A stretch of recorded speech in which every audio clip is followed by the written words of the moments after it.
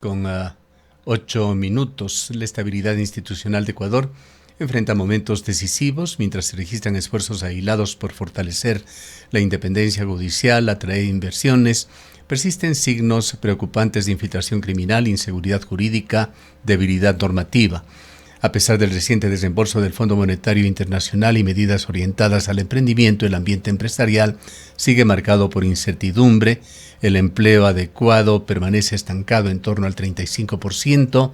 La pregunta ya no es si Ecuador tiene recursos para crecer, sino si sus instituciones están haciendo lo correcto y están preparadas para generar confianza y garantizar derechos. Saludamos al abogado Ismael Quintana, experto en Derecho Constitucional. Quisiéramos conocer su punto de vista, abogado Quintana, justamente sobre este tema. ¿Cómo está Ecuador enfrentando la crisis, más allá de la crisis de la violencia que hablamos en nuestro anterior segmento? La pregunta sería si es que hay, paralelamente con todo el andamiaje normativo que se está cambiando en el país, hay avances en independencia judicial, seguridad jurídica, mejoras en el ambiente empresarial, incentivo para inversiones y mejora en el empleo.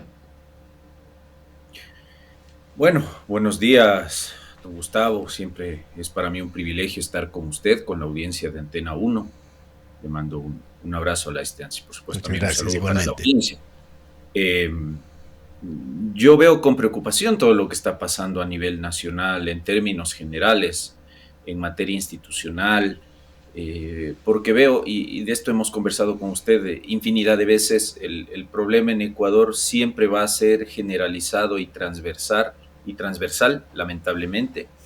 Eh, Vemos por un lado en el caso de la función judicial, y lo comentaba usted antes de empezar esta conversación, la demora injustificada que ha habido en el proceso de renovación del Consejo de la Judicatura, un proceso que debió haber culminado con la posesión de los nuevos vocales en enero de este año y que ha continuado más bien con la prórroga en funciones de un Consejo de la Judicatura que no da visos de trabajar por lo que tanto esperamos quienes de algún modo tenemos relación con la función judicial como abogados, los mismos jueces, fiscales, defensores públicos, pero fundamentalmente las personas que de algún modo acuden a la función judicial en procura de la solución de algún conflicto.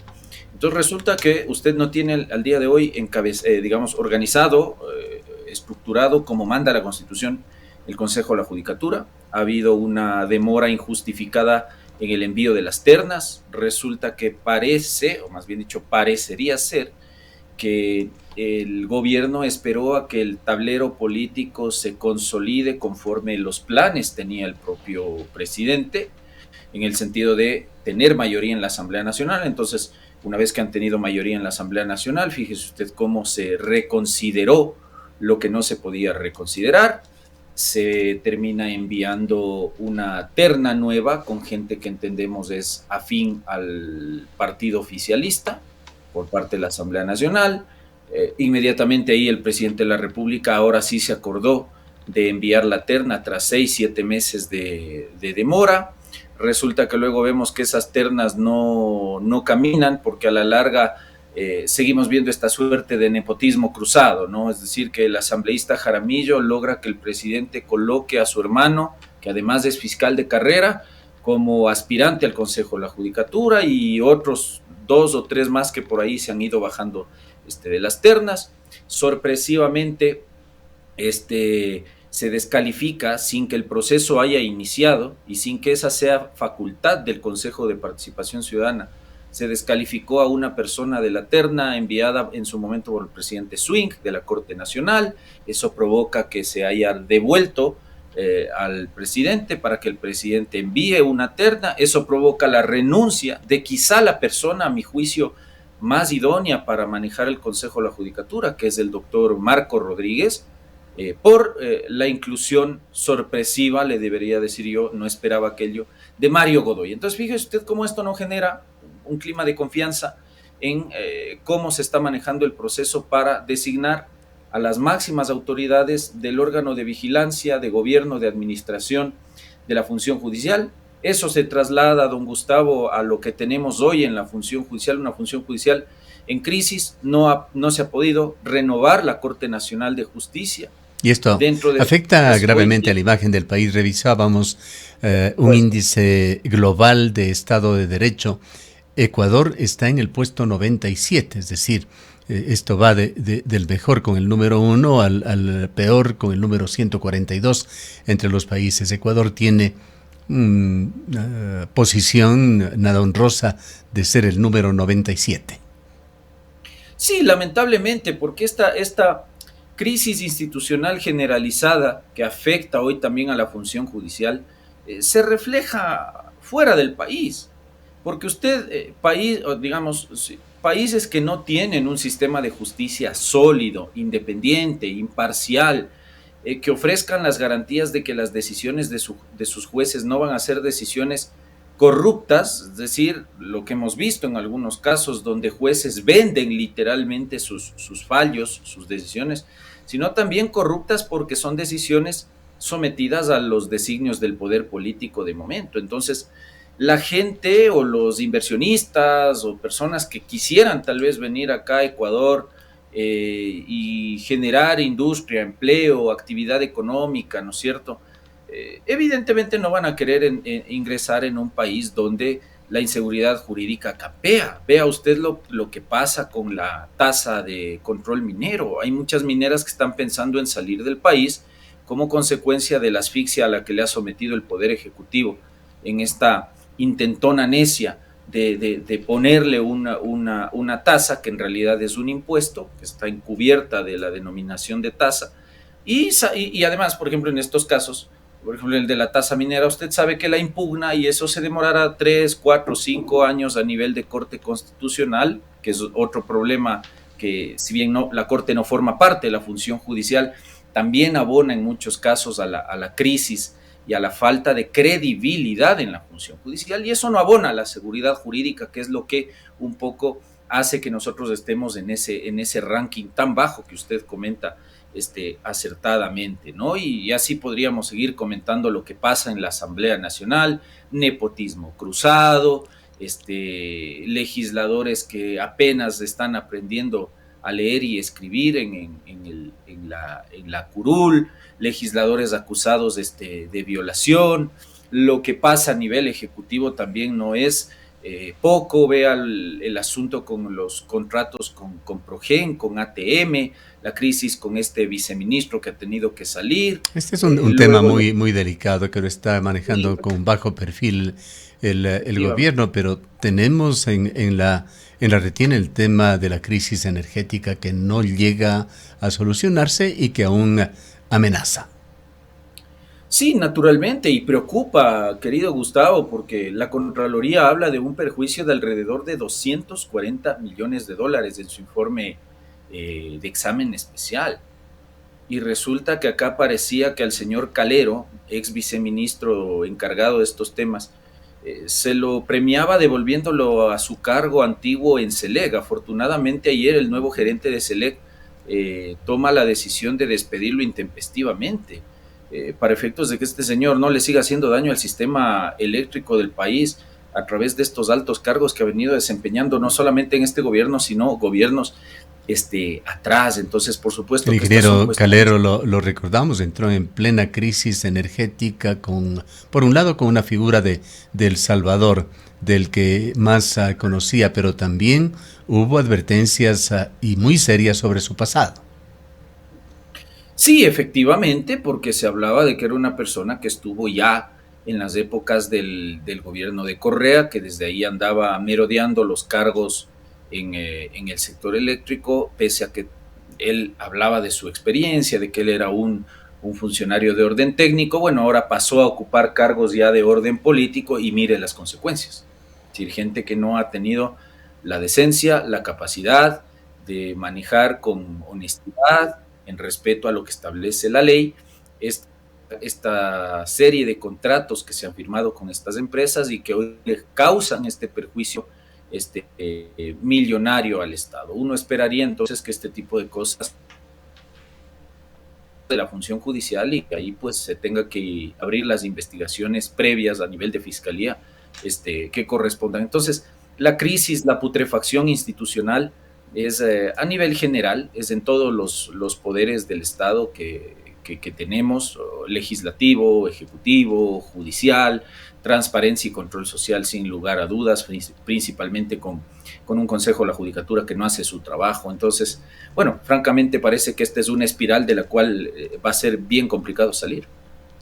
Ahora, de cualquier manera, abogado Quintana, y esto es realmente un tema para el análisis, hay ciertos reflejos de que la comunidad internacional sigue apoyando y confía en Daniel Noboa. El día de ayer, aunque esta entrevista no es de carácter económico, pero sí es un síntoma general digno de analizar desde cualquier visión, el Fondo Monetario Internacional acaba de dar un espaldarazo al gobierno de Daniel Noboa, ampliando a 5.000 millones un acuerdo SAF con Ecuador que era de 4.000 millones, lo ha ampliado con 1.000 millones más. Además ha realizado ese desembolso que lo estaba necesitando urgentemente el gobierno de unos 600 millones de dólares.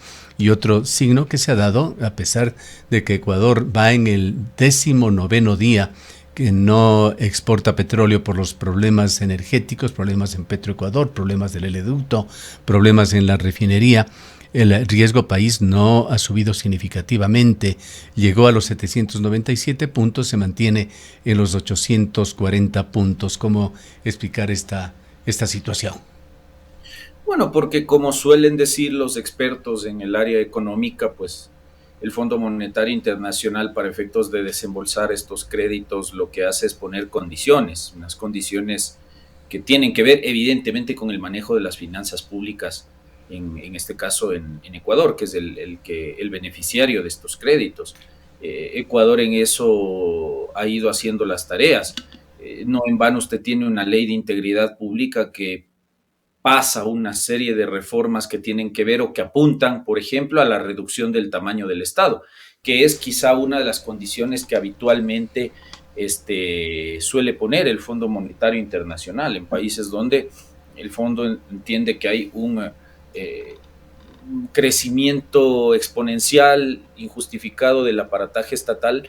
A veces esas suelen ser las condiciones. Entonces usted ve cómo a través del mecanismo de la evaluación de funcionarios públicos esto pudiese ayudar a bajar el porcentaje, el número de funcionarios que trabajan para el Estado, las mejoras en la ley del Sistema Nacional de Contratación Pública para de algún modo resolver un problema de corrupción tan grande que hay ahí de toda la vida en el ámbito de las compras públicas. Entonces, me parece que por ese lado no hay críticas, ¿no? En el caso del manejo económico que le ha dado el presidente Noboa al país, me parece a mí, sin ser yo, por supuesto, un experto, esto lo hablo como un ciudadano más, es mi percepción, me parece que ha habido un manejo prudente, correcto, de las finanzas públicas, más allá del cuestionamiento que se le pueda haber hecho en su momento a la subida de esos 3 puntos del IVA y el destino que se le dio a esos recursos que finalmente debía ir al ámbito de la seguridad, pero me parece que hay un manejo, insisto, prudente en el gasto público y por eso creo que tenemos ese apoyo por parte del Fondo Monetario Internacional. Al Fondo Monetario no le interesa el nepotismo dentro de la Asamblea Nacional, no le interesa si el Consejo de Participación Ciudadana hace o no hace su tarea para avanzar con los procesos de selección, tampoco le interesa la crisis energética en el sentido de estas corruptelas que Contraloría está descubriendo en estos contratos con Progen y otras empresas. Me parece que es un análisis que escapa a lo que hace el Fondo Monetario Internacional. Eso nos preocupa casa adentro, ¿no? Háblenos, abogado Quintana, desde su experticia sobre esas 23 demandas de inconstitucionalidad que tiene que resolver la Corte Constitucional, ¿qué implicaciones tienen, qué puede suceder con respecto a ese tema relacionado con los decretos emblemáticos o las leyes emblemáticas? Bueno, hay ya una veintena y más de demandas que se han ido presentando a lo largo de estas semanas en la Corte Constitucional. La mayoría de demandas evidentemente han sido planteadas contra la Ley de Integridad Pública, otro tanto en un número considerable son las de la Ley de Solidaridad y me parece que por ahí unas dos o tres contra la Ley de Inteligencia. Eh, Esto obliga a que la Corte Constitucional pues dé un tratamiento prioritario a estos casos, ya que ha decidido irresponsablemente no suspender provisionalmente los efectos de estas normas. Fundamentalmente, los casos de la Ley de Inteligencia y de Integridad Pública son normas que preocupan mucho en términos de posibles restricciones de derechos fundamentales y por lo tanto de violación de expresas disposiciones constitucionales, pero me parece que quizá el único reducto institucional al cual nosotros podemos hoy regresar a ver con algo de expectativa, no digo con confianza, digo con expectativa, es precisamente en la Corte Constitucional, porque es el órgano llamado a poner un freno cuando los poderes públicos ejercen competencias violando la Constitución, que es lo que ha pasado con estas tres leyes. Leyes que inician con un objetivo, principalmente me voy a referir al caso de la Ley de Integridad Pública, que empieza con una temática específica, que era el tema de las compras, de la contratación pública, y termina convertida, querido Gustavo, en una suerte de chaulafán, como yo lo he denominado, donde usted encuentra de todo, ¿no es cierto? Entonces, a eso le agregamos en el segundo debate, violando el artículo 62 de la Ley Orgánica de la Función Legislativa, reformas al Código de la Función Judicial para el tema de la emergencia de la función judicial, reformas al Código Integral Penal, reformas al Código de la niñez. ¿Qué tendrá que ver el juzgamiento penal de menores con la contratación pública? No entiendo. Reformas a la Ley de Movilidad Humana, reformas a la Ley de Economía Popular y Solidaria, al Código Orgánico Monetario y Financiero. Bueno, en fin, una ensalada de modificaciones, todas inconexas, que violan naturalmente el principio de unidad de materia, que es un requisito formal establecido en el artículo 136 y que es aplicable a todos los proyectos de ley. Más allá de las inconstitucionalidades de fondo que yo creo que la Corte va a tener que ir evaluando en estos casos. La ley de inteligencia me preocupa, no sé si esto lo conversamos, me parece que sí, me preocupa fundamentalmente en dos aspectos. El primero, evidentemente, el hecho de que usted le entregue una potestad tan grande que le correspondería en principio a la Fiscalía y luego a la función judicial, pero se le entrega a un funcionario político de gobierno, que es al director del CIES, de, digamos, requerir sin autorización judicial información o datos personales, interceptar las comunicaciones de las personas sin ningún objetivo. Más claro, sin ningún objetivo procesal a futuro, porque resulta que la información que esta gente va a poder recabar espiándonos, interceptándonos nuestras comunicaciones, sin orden judicial, contraviniendo lo que dice el 66-21 de la Constitución, me parece que es algo que se cae de inconstitucional en la Corte. Esperaría que la Corte declare la inconstitucionalidad de esa disposición, cuando no de aquella que le obliga al Contralor a quemar los documentos revisados relativos a los gastos reservados que se utilicen para hacer labores de inteligencia y contrainteligencia, violando el principio constitucional. Con su violencia, doctor Quintana, ¿qué prevé usted en cuanto a la hoja de ruta con cronograma de la Corte? Bueno, los casos, en términos generales, hoy a nivel de Corte Constitucional se están demorando, querido Gustavo, entre 3 y 5 años. Ese es el promedio que la Corte se está tardando hoy en despachar casos como estos. Salvo que aplicando el artículo 7 del Reglamento de Sustanciación de Procesos de Competencia, le diera tratamiento prioritario a todas estas 20 y pico de demandas. Sin temor a equivocarme, seguirán viniendo demandas los próximos días o semanas. Y pues esperaría de todo corazón que la Corte obre con independencia, con imparcialidad y que declare la inconstitucionalidad de aquellas partes de estos tres textos legales que tengan que ser declaradas inconstitucionales. Yo desde ningún punto de vista creo, como otros sostienen, que todo el contenido de las tres leyes es inconstitucional. Me parece que no. Yo creo que la Corte tiene que hacer un análisis pormenorizado de los tres textos legales y determinar qué partes de esas leyes son inconstitucionales, salvando el contenido de lo que la Corte entienda que sí es conforme a la Constitución, porque tampoco todo lo que esté en esas leyes es malo. Si, por ejemplo, en la Ley de Integridad Pública, la parte de contratación pública, desde mi punto de vista, no tiene problemas de constitucionalidad. En el caso de la Ley de Inteligencia, son vicios muy concretos de inconstitucionalidad, que son los que hay que declarar. Y en la Ley de Solidaridad, que es tal vez a mi juicio la que menos problemas de constitucionalidad tiene, por ahí hay 2 o 3 aspectos que tienen que ser, digamos, apuntalados por parte de la Corte. Esperaría entonces una respuesta primero rápida, porque cuando la Corte quiere lo puede hacer rápido. Esperemos que este sea uno de los casos de interés de la Corte, porque claro, como esto no es matrimonio igualitario, esto no es aborto por violación, esto no es el caso del río Machángara, entonces no sé, desconfío en la Corte en ese sentido, porque es una Corte que en muchos casos obra sobre la base de sus propios sesgos y preferencias ideológicas. Y no sé si estos temas que estamos discutiendo pues son de interés de los 9 miembros de la Corte. Espero que lo sea, para que de aquí en pocas semanas o quizá pocos meses pudiésemos tener unas sentencias declarando la inconstitucionalidad de lo que corresponda, para que ese sea un mensaje fuerte tanto al Ejecutivo como al Legislativo, de que por más urgente que pueda ser un proyecto de ley, no puede ser aprobado sobre la base del sobrepasamiento de las disposiciones constitucionales. Bien, le agradecemos mucho por habernos acompañado en este día sábado. Un abrazo, querido Gustavo. Buen fin de semana también. Igualmente, declaraciones del abogado Ismael Quintana, experto en Derecho Constitucional.